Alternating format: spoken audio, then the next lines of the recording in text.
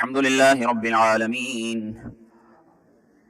والعاقبة للمتقين والصلاة والسلام على سيد المرسلين أما بعد فأعوذ بالله من الشيطان الرجيم بسم الله الرحمن الرحيم قال الله تعالى في القرآن المجيد والفرقان الحميد منها أربعة حرم صدق الله تعالى مولانا العظيم وبلغنا رسوله النبي الأمين الكريم ونحن على ذلك لمن الشاهدين والشاكرين والحمد لله رب العالمين مولاي صل وسلم دائما أبدا على حبيبك خير الخلق كلهم هو الحبيب الذي ترجى شفاعته لكل هول من الأهوال مقتحم يا صاحب الجمال ويا سيد البشر من وجهك المنير لقد نفر القمر لا يمكن الثناء كما كان حقه بعد از خدا بزرگ توئی قصہ مختصر ہزار بار بشوئم دہن سے مشک و گلاب ہنوز نام تو گفتن کمال بے ادبی است. حمد و صلات کے بعد آج 12 جنوری سن 2024 اور 29 جمادی الثانی جمادی الاخری 1445 سے ہجری اللہ رب العزت نے کئی چیزوں کو دنیا میں ایک الگ مقام، رتبہ، شرف، اہمیت، فضیلت، ایک الگ حرمت عطا فرمائی ہے.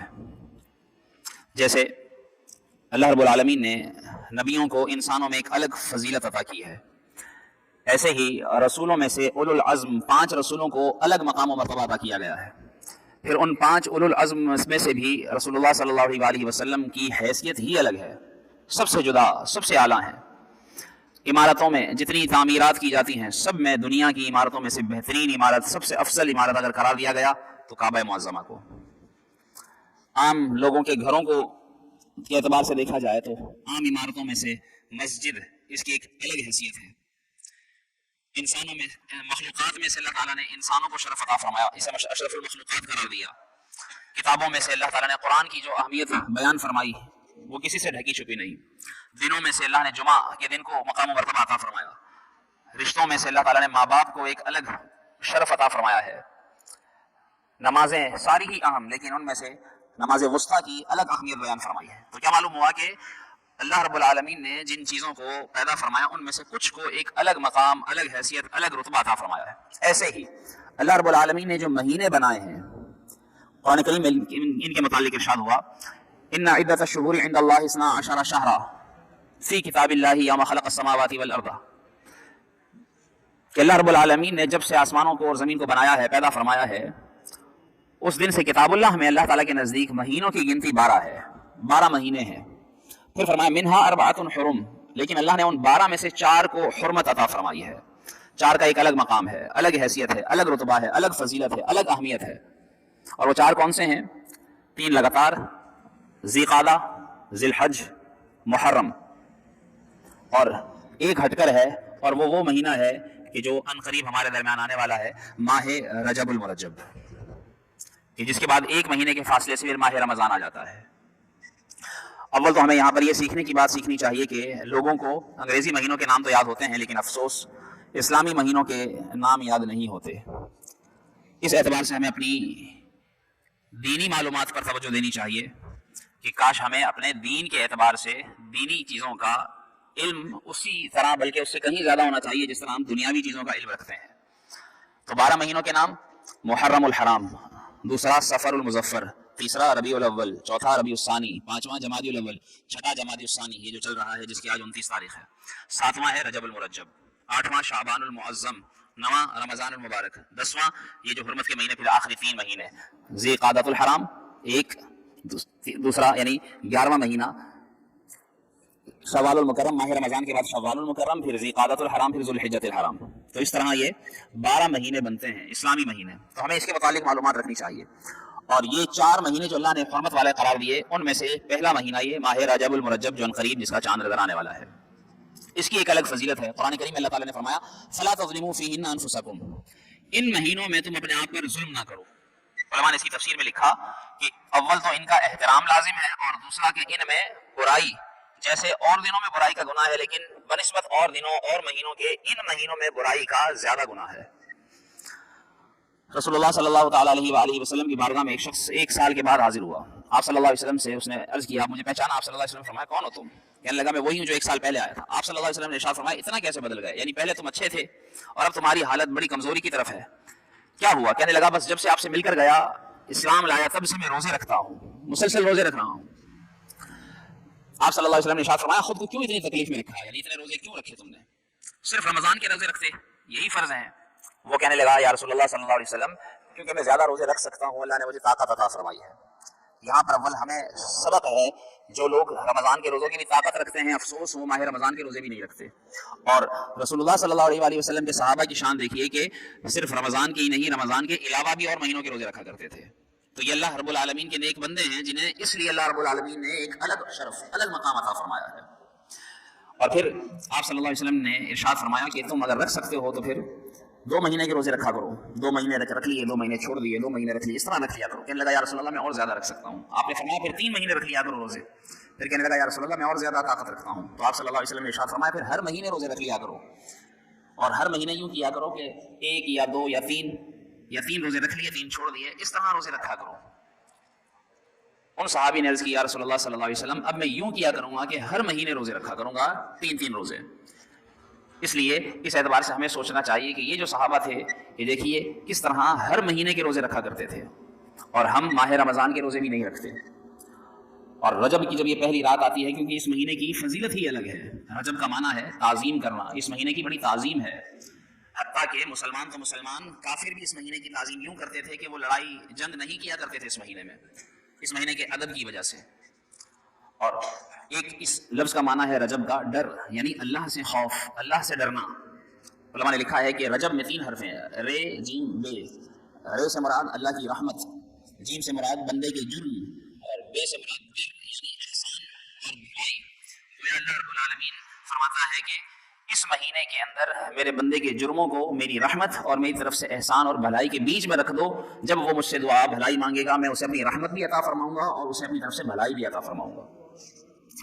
اس لیے رسول اللہ صلی اللہ علیہ وسلم نے ارشاد فرمایا ہے کہ رجب اللہ کا مہینہ ہے، شعبان میرا مہینہ ہے، اور رمضان میری امت کا مہینہ ہے۔ اسی لیے رسول اللہ صلی اللہ علیہ وسلم نے یہ بھی ارشاد فرمایا کہ رجب بیج بونے کا، اور شعبان اسے پانی دینے کا، اور رمضان پھر اس اگنے والی فصل کو کاٹنے کا مہینہ ہے۔ مطلب کہ بندہ اس مہینے میں عبادت کے بیج بوئے، خوب عبادت کرے، خوب عبادت کرے، اور پھر ماہ شعبان میں اس لگائے ہوئے بیجوں کو، عبادت کے بیج کو اللہ کے خوف سے رو رو کر سیراب کرے، اور پھر ماہ رمضان تک جب وہ فصل تیار ہو جائے تو اسے یوں کاٹے کہ اللہ تعالیٰ اس بوئی ہوئی فصل کو سیراب کرنے کے بعد، خوف خدا کے آنسوؤں سے سیراب ہو جانے کے بعد، اللہ تعالیٰ اسے مغفرت اور اجر کی صورت میں فصل کی نعمت عطا فرمائے۔ اس لیے رسول اللہ صلی اللہ علیہ وآلہ وسلم کے یہ ارشادات ہمارے لیے بڑی اہمیت کے حامل ہے۔ علماء لکھتے ہیں کہ رجب جسم کو، شعبان انسان کے دل کو، اور رمضان انسان کی روح کو پاک کر دیتا ہے۔ اس کا ایک روزہ جو رکھے اور پرہیزگاری سے پورا کرے اور اللہ سے مغفرت طلب کرے تو اللہ تعالیٰ اسے مغفرت کی نعمت عطا فرماتا ہے۔ جنت میں ایک محل ہے جو صرف رمضان کے علاوہ جو رجب کے روزے رکھتے ہیں ان کے لیے تیار کیا گیا ہے۔ کتابوں میں لکھا ہے رجب کا پہلا روزہ 3 سال کے گناہوں کا، دوسرا روزہ 2 سال کے، تیسرا روزہ 1 سال کے گناہوں کا، اور پھر اس کے بعد ہر روزہ 1 مہینے کے گناہوں کا کفارہ بن جاتا ہے۔ عیسیٰ علیہ السلام ایک بار ایک پہاڑ سے گزرے، اس پہاڑ سے آواز آئی، شق و اللہ کے حکم سے، دیکھا وہاں ایک نورانی چہرے والا بزرگ موجود ہے۔ کہنے لگے، یا عیسیٰ یا روح اللہ، میں موسیٰ علیہ السلام کے دور سے اس پہاڑ کے اندر عبادت کر رہا ہوں، اللہ نے مجھے تب سے زندگی عطا کی ہے، اور جب سے میں 600 سال ہو چکے ہیں اللہ کی عبادت میں مصروف ہوں، اور اللہ سے میری یہ دعا ہے کہ اللہ مجھے امت محمدیہ میں شامل فرمائے۔ عیسیٰ علیہ السلام بڑے حیران ہو، اتنے سال سے عبادت کرنے والا بزرگ، اللہ سے عرض کی، یا رب العالمین، اس سے بڑھ کر تیرے نزدیک اور کس کا رتبہ ہو سکتا ہے جس نے اتنی عبادت کی ہے؟ اللہ نے ارشاد فرمایا، اے عیسیٰ، میرے محبوب محمد مصطفیٰ صلی اللہ علیہ وسلم کا جو امتی رجب کا روزہ رکھتا ہے، اللہ تعالیٰ اسے اسی نیک بندے کے روزوں اور عبادتوں کی اتنا ثواب عطا فرماتا ہے۔ کیسی عبادت کا مہینہ ہے یہ مہینہ! تو اس لیے اس مہینے کے اندر اللہ رب العالمین نے ایک الگ فضیلت رکھی ہے۔ رسول اللہ صلی اللہ علیہ وسلم نے ارشاد فرمایا، 5 راتیں ایسی ہیں جس میں جو دعا کی جائے اللہ رب العالمین قبول فرماتا ہے، اور اس میں سے ایک پہلی رات یہ رجب کی رات ہے، ایک رات 15 شعبان کی ہے، ایک رات رمضان کی 27 رمضان کی، اور 2 راتیں علماء نے لکھا عید الفطر اور بڑی عید کی، اور بعض نے لکھا 27 رمضان کی جگہ جمعے کی رات، بعض نے لکھا محرم کی 10ویں رات، اس طرح مختلف اقوال، لیکن بہرحال ماہ رجب کی پہلی رات یہ بڑی فضیلت کی بات ہے۔ رسول اللہ صلی اللہ علیہ وآلہ وسلم اس لیے دعا فرمایا کرتے تھے، اللہم بارک لنا فی رجب و شعبان وبلغنا رمضان، یا اللہ ہمارے لیے رجب میں اور شعبان میں ایسی برکت عطا فرما کہ ہم اسے رمضان کی راتوں کی طرح، رمضان کی عبادتوں کی طرح ہم اسے پالیں اور اس طرح برکت ہو کہ عبادت کرتے کرتے ہم رمضان تک پہنچ جائیں۔ یوں آپ صلی اللہ علیہ وآلہ وسلم دعا فرماتے۔ کتابوں میں لکھا ہے کہ ان دنوں میں، یعنی جب یہ راتیں آتی ہیں یا یہ جو مبارک ایام آتے ہیں، تو روحیں، مردوں کی روحیں اپنے گھروں کی طرف پہنچتی ہیں اور وہ انتظار کرتی ہیں کہ ان کے اعزاء اقربا صدقہ و خیرات کے ساتھ انہیں ثواب پہنچائیں گے، اور جب ان کے گھر والے چاہے روٹی کا ٹکڑا ہی صحیح صدقہ خیرات کرتے ہیں تو وہ روحیں خوش ہوتی ہیں، اور اگر کچھ نہ ملے، یعنی ان کے گھر سے کوئی نیک عمل نہ کیا جائے، تو وہ افسردہ واپس جاتی ہیں۔ تو اس سے ہمیں یہ بھی درس ملتا ہے کہ ہمیں ان راتوں میں بالخصوص اپنے مرحومین کے ایصال ثواب کے لیے نیاز کا اہتمام کرنا چاہیے۔ کچھ قرآن پڑھ کر بس دعا کر لیں، ضروری نہیں کہ کھانا رکھا جائے، کھانا بانٹا جائے، کھانا پکایا جائے الگ اہتمام کے ساتھ، اور اللہ نے اگر حیثیت دی ہے تو پکائیں بھی، غریبوں کو کھلائیے۔ ویسے ہی کتنے لوگ محتاج غریب ہیں، حسن سلوک کے طور پر اسی بہانے، انہی ایام کے بہانے اپنے رشتہ داروں کے ہاں تحفتاً بھیج دیجیے کہ اس طرح حسن سلوک کرنے کا ثواب ملے۔ کتابوں میں لکھا ہے کہ عبادتوں کو اللہ رب العالمین مکان اور زمان کے اعتبار سے فضیلت عطا فرماتا ہے۔ اس مہینے کی عبادت زمانے کی فضیلت سے تعلق رکھتی ہے۔ علماء لکھتے ہیں وہ یوں کہ جب مکان بدلتا ہے تو عبادت کی حیثیت بدلتی ہے، اس کا ثواب بڑھ جاتا ہے۔ کیسے بڑھ جاتا ہے؟ کتابوں میں لکھا ہے کہ جیسے اگر کوئی اکیلا گھر میں نماز پڑھے گا تو اسے اپنی نماز کا ثواب، لیکن اگر وہ مسجد میں نماز ادا کرے گا جماعت کے ساتھ تو اللہ رب العالمین اسے 27 درجے زیادہ ثواب عطا فرمائے گا۔ ایسے ہی اگر وہ جامع مسجد میں نماز ادا کرے گا تو اسے 500 نمازوں کا ثواب ملے گا۔ وہی اگر نماز ادا کرنے والا مسجد اقصی میں، بیت المقدس فلسطین میں نماز ادا کرے گا، 25,000 نمازوں کا ثواب ایک نماز ادا کرنے پر ملتا ہے۔ وہی نماز اگر مسجد نبوی میں ادا کرتا ہے تو 50,000 نمازیں، اور وہی نمازی اگر نماز پڑھتا ہے کعبۃ اللہ کے سامنے تو اللہ تعالیٰ اسے 1,00,000 نماز پڑھنے کا ثواب عطا فرماتا ہے۔ جگہ بدلی، ثواب بڑھ گیا۔ ایسے ہی جو شخص رسول اللہ صلی اللہ علیہ وسلم نے ارشاد فرمایا گھر سے وضو کر کے مسجد قباء جائے، مدینہ شریف میں مسجد قباء جہاں رسول اللہ صلی اللہ علیہ وسلم نے پہلا جمعہ ادا فرمایا، کتابوں میں لکھا ہے کہ رسول اللہ صلی اللہ علیہ وسلم نے ارشاد فرمایا کہ جو وضو کر کے گھر سے جائے اور وہاں نماز 2 رکعت ادا کرے، اللہ تعالیٰ اسے عمرے کا ثواب عطا فرماتا ہے۔ تو جگہ بدلی، ثواب بدل گیا۔ ایسے ہی وقت بدلتا ہے تو وقت کے بدلنے سے بھی حیثیت عبادت کی، اس کی فضیلت بڑھ جاتی ہے، کہ جیسے عام دنوں میں انسان روزہ رکھتا ہے تو اسے 1 روزے کا ثواب، لیکن ماہ رمضان کے روزے رکھتا ہے تو اللہ رب العالمین کے محبوب صلی اللہ علیہ وسلم نے ارشاد فرمایا کہ جو رمضان کا روزہ چھوڑ دے اس کے بدلے اگر وہ ساری زندگی بھی روزے رکھتا رہے تو اسے وہ ثواب نہیں ملتا جو روزہ رمضان میں رکھنے کا ثواب ملتا ہے۔ اس لیے رمضان کے روزوں کی فضیلت وقت بدلنے سے، آپ صلی اللہ علیہ وسلم نے ارشاد فرمایا جو 9 ذوالحجۃ الحرام، حج کے مہینے کی 9 تاریخ کا جو 1 روزہ رکھتا ہے اللہ تعالیٰ اسے گناہوں کے کتنے پورے سال کے گناہوں کا کفارہ بنا دیتا ہے۔ پھر ایسے ہی لیلۃ القدر ہے، 27ویں شب ہے ماہ رمضان کی، اس میں 1 رات 1000 مہینوں سے افضل ہے۔ لیلۃ القدر خیر من الف شہر۔ اس لیے یہ رجب کا مہینہ عبادتوں کا مہینہ ہے، اور اس رجب کے مہینے میں خوب اللہ کی عبادت کی جائے، اور یہ رجب تاریخی اعتبار سے بھی بڑا مکرم معزز مہینہ ہے۔ ماہ رجب کی 13 تاریخ کو حضرت علی رضی اللہ تعالیٰ عنہ کی پیدائش، ماہ رجب کی 22 تاریخ کو حضرت امیر معاویہ رضی اللہ تعالیٰ عنہ کی وفات ہے، 15 تاریخ حضرت امام جعفر صادق رحمۃ اللہ علیہ کی وفات ہے۔ ہجرت اولا، پہلی جو ہجرت حبشہ کی طرف صرف 12 مسلمان، 12 مرد اور 4 عورتوں نے ہجرت کی، وہ اسی مہینے میں ہوئی تھی۔ جو نجاشی حبشہ کا بادشاہ تھا جو مسلمان ہو گیا تھا، اور رسول اللہ صلی اللہ علیہ وآلہ وسلم نے جب اس کی وفات کی خبر آپ صلی اللہ علیہ وسلم کو پہنچی تو آپ صلی اللہ علیہ وسلم نے اس کی غائبانہ نماز جنازہ ادا فرمائی۔ اتنی بڑی اس کی حیثیت مقام، تو اس کا وصال بھی اسی مہینے میں ہوا۔ مسلمانوں کا پہلا ہجرت مدینہ کے بعد جو ایک سریہ، یعنی ایک غزوہ کہلاتا ہے، ایک سریہ کہلاتا ہے، وہ کیا عربی لفظ کا یہ ترجمہ علماء نے لکھا کہ جس میں رسول اللہ صلی اللہ علیہ وسلم نے شرکت فرمائی وہ غزوہ، اور جس میں آپ نے شرکت نہیں کی بلکہ اپنی طرف سے لشکر کو بھیجا وہ سریہ، جس کی جمع سرایا۔ تو پہلا سریہ جس میں آپ صلی اللہ علیہ وسلم نے شرکت نہیں کی، حضرت عبداللہ بن جہش اسدی کی سرگردگی میں آپ کی سپہ سالاری میں یہ لشکر بھیجا گیا، اور اس میں مسلمانوں کو بڑے زبردست اہداف حاصل ہوئے۔ پہلا شہید اس سریے میں ملا، پہلا موقع تھا کہ جب مسلمانوں کو مال غنیمت حاصل ہوا۔ ایسے ہی دمشق کی جو تاریخی فتح تھی وہ بھی اس مہینے میں ماہ رجب میں ہوئی، کتابوں میں لکھا ہے۔ اسی طرح آج سے 900 سال قبل 583 ہجری میں تقریباً سلطان صلاح الدین ایوبی نے جو بیت المقدس مسجد اقصی کو فتح کیا تھا وہ بھی ماہ رجب کا مہینہ تھا، اور اب بھی دیکھیے ماہ رجب جاری ہونے والا ہے، اور فلسطین میں مسلمانوں کو شہید کیا جا رہا ہے۔ تقریباً 3 ماہ سے زائد عرصہ میں 23,000 سے زیادہ فلسطینی شہید ہو چکے ہیں۔ تو ہمیں یہ دعا کرنی چاہیے کہ اللہ تعالیٰ ان مسلمانوں پر رحم فرمائے۔ تو آج لوگ جو ہے وہ مختلف باتیں کرتے ہیں ماہ رجب کے اعتبار سے، بالخصوص اس میں ایک مسئلہ کہ اس میں خاص طور پر جس طرح مسلمان امام جعفر صادق کی ایصال ثواب کی نیت سے نیاز کا اہتمام کرتے ہیں، اور کھیر بنا کر پوری بنا کر مسلمانوں کو کھلاتے ہیں، تو اس اعتبار سے مختلف لوگ مختلف باتیں کرتے ہیں کہ یہ فلاں کی وفات کی خوشی میں ہے تو فلاں اس کو اس طریقے کو بنا لیا ہے۔ یاد رکھیے کہ یہ ایک ایصال ثواب کا طریقہ ہے، چاہیں تو سارا سال ہی فاتحہ شریف کا اہتمام کریں، اس میں کرنا کیا ہے، قرآن پڑھنا ہے، قرآن پڑھ کر اپنے مرحومین کو ایصال ثواب کرنا ہے، اپنے مرحومین کے لیے دعا کرنی ہے، جو اللہ کے نیک بندے ہیں ان کے درجات کی بلندی کے لیے دعا کرنی ہے، اور بس۔ اور مسلمان چاہے رشتہ دار ہوں، کھاتے پیتے لوگ ہوں، فقراء ہوں، غربا ہوں، ان کو کھلائیں، جس کو بھی کھلائیں، کھانا کھلانا ثواب ہے۔ آپ صلی اللہ علیہ وسلم نے ارشاد فرمایا اطعموا الطعام وافشوا السلام، کہ کھانا کھلایا کرو اور سلام کو عام کیا کرو۔ تو یہ عبادتیں ہیں، یہ نیک کام ہیں، ان کاموں کو کرتے رہنا چاہیے تاکہ ہمیں اور ہماری نسلوں کو بھی ہمارے بزرگوں کا پتہ چلتا رہے۔